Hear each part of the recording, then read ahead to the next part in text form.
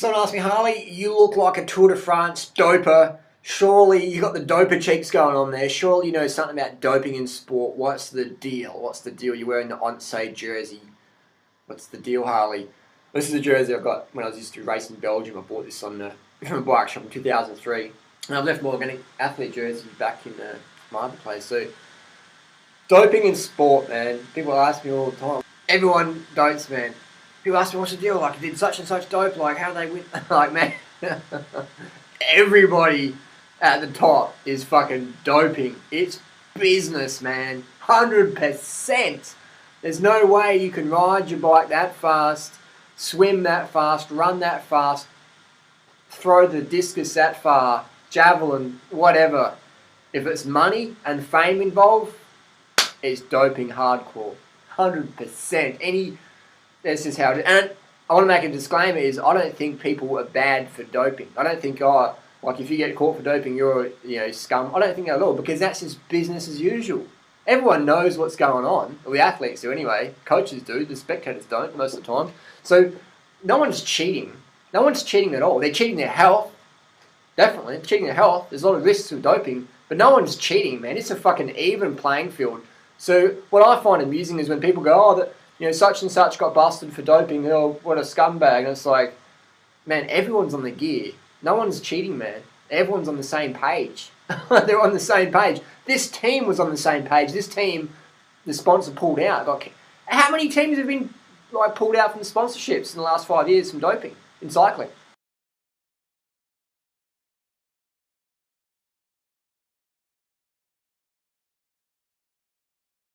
I can pick up a cycling magazine from 5 years ago and probably 95% of big names been busted or severely implicated in doping scandals.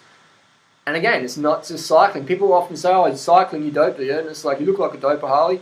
The reality is, man, in all sports, swimming is rife with doping. Tennis. I mean, the reality is cycling, you can have an testosterone level of about 2 to 1. Normal level is about 1.3 to ratio to 1. Tennis is about 4 to 1. The IOC testosterone levels is 6 to 1. 6 to 1. Cycling is, you have like that before you test positive. Tennis is up here, IOC, urine test, boom. The IOC doesn't even do blood testing, they just do urine testing. So in cycling, we are very, I don't know what's going on there. I don't know if it's a conspiracy theory or whatever, but it is the big oil coming in to try and snuff out cycling, because cycling is growing so much in the community. People are riding their bike to work, and I used to work in the bike industry from 2003 onwards, and I sold so many bicycles because of Lance Armstrong. And people would come in and go, what does Lance ride? I want that bike, or I want the base model of that bike. And they'd come in and they'd just start riding to work, and they're losing weight and they're getting healthy, and they're watching Lance in July on the TV. And I thought it was fantastic. And I know what's all going on in racing, man, because that's just how it is. But I thought it was great. Lance was inspiring people. So when Lance got put to trial recently, I was like, what a waste of money. I was like, what a waste of money. Why can't we spend that money in planting organic fruit gardens? Who cares if Lance is a doper, man? That's just how it is in that level, man. Who cares if Lance is a doper? If he got busted, it's not like no one else is doing it. Everyone's fucking on it at that level. This is how it is. It's just how it is. So, for someone to get caught, it's no surprise to me. It's no disappointment, it's no surprise at all. It's no disappointment, no surprise at all, because it's just how it is. It's just like someone going, we found a camera, and we searched the camera, and there was photos on it. It's like, it's a camera, there's going to be photos on it. Of course. It's like we tested a professional athlete and they tested positive for testosterone, amphetamines, HGH, Sarah, all these things. It's like, it's just how it is, man. It's just how it is. It's just how it is, man. I mean, there's doping products like, the Ventolin puff or the salbutamol. That's illegal unless you've got a script. You can lose your contract if you test positive. But if you get your doctor to say this patient has asthma, it's legal. Same with pseudoephedrine and caffeine. They used to be banned to a certain level, now whatever. So I don't support the use of drugs, but I understand that's just how it is.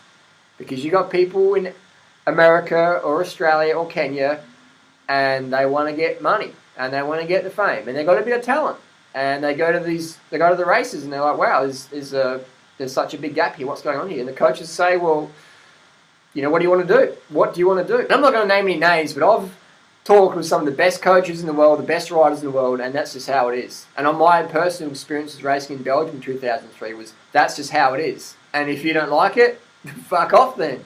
That's just reality. It's business as usual. If you're a farmer and you can't produce XYZ amount of corn or whatever, no one's going to say, oh, just bad. They're going to say, get the fucking chemicals on there, get the pharmaceutical to help the farm, get it going, They don't give a fuck. That's just the world we live in.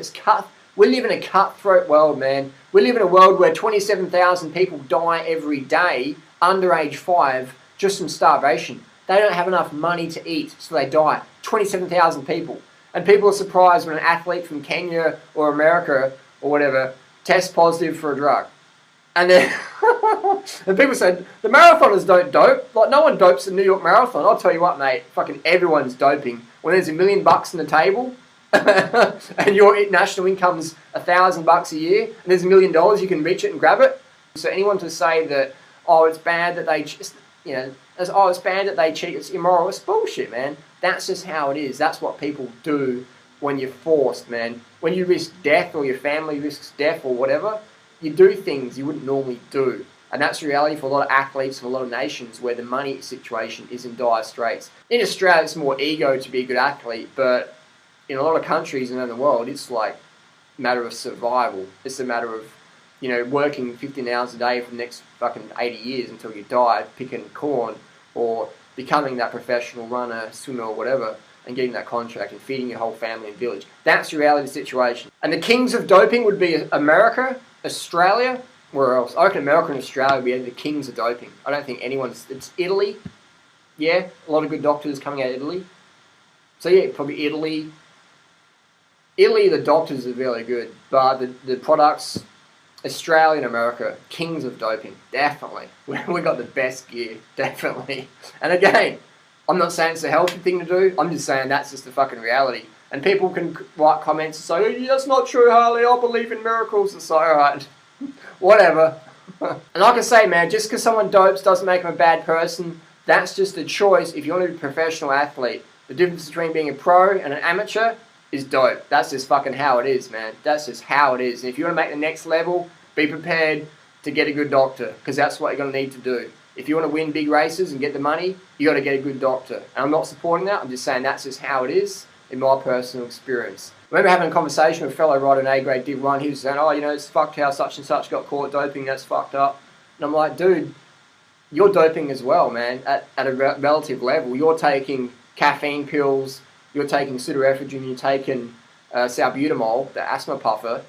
You're doping at a relevant level, man. You're winning local races on the gear, and they're winning pro races on the gear. It's just doping products, man. It's performance enhancing drugs, PEDs, PEDs. That's just how it is. So that's why I always find it funny when people are drinking coffee at work and they're clicking on the internet on cyclingnews.com or whatever, and they're going, oh, such and such got busted, what a cheat, and they're drinking coffee so they can be more productive at work and get through this fucking papers now, shall we?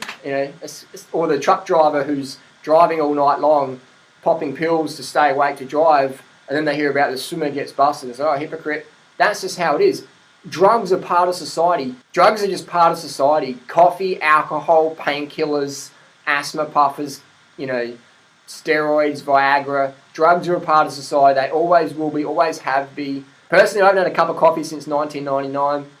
I'm not saying I'm better than anyone. I'm just saying that if I got on the juice, man, I could fucking dominate, fucking oath. And I can hook up testosterone. I can hook up EPO.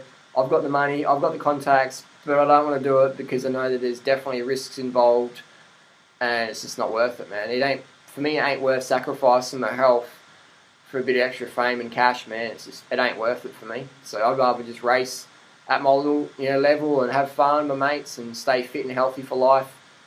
And because it's a fucking cutthroat sport. Professional sport is cutthroat. If you can't toe the line, if you can't deliver in professional sport, no one gives a fuck about your integrity or how nice a person you are. They're like, get the fuck out of here. We'll get someone else. In cycling, if you look at the UCI list, it's like 1,000 riders deep.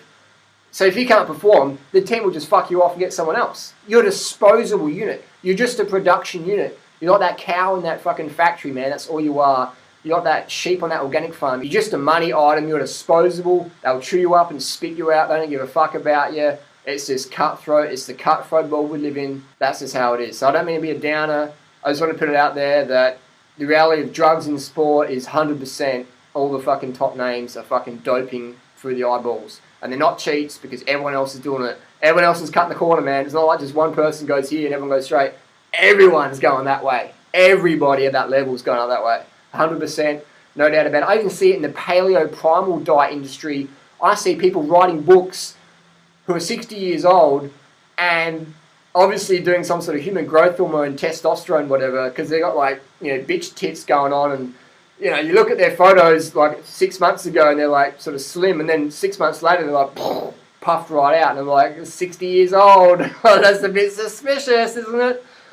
So I'll see people in the in the health industry writing books about how their supplement's the best ever. It's very youthening, and they've had plastic surgery on their face, which is fine, nothing personal about. But if you're going to promote a product and you say that's why I look this way, but you've had plastic surgery, which is quite obvious, and you're saying your probiotics or your sauerkraut recipe is the reason why your face looks like that at 65, it's like, well, you've had plastic surgery, obviously, you've had that nip and tuck, which is fine, but we live in a world where people are so naive and dumb. So next time you turn the TV on at the Olympics coming up and you see that gold medalist, you can guarantee 1000% drugs got them where they are today. Hard training, dedication, bit of talent, bit of genetics. At the end of the day, drugs is the foundation. Without that, you're next. There's 1,000 people who will take your spot. 1,000 people will take your spot. Doping gives the athlete the certainty they need to perform at the sponsor's level. That's just how it is. Post your comments down below. Controversial video. I don't support doping. I'm just saying that's just how it is.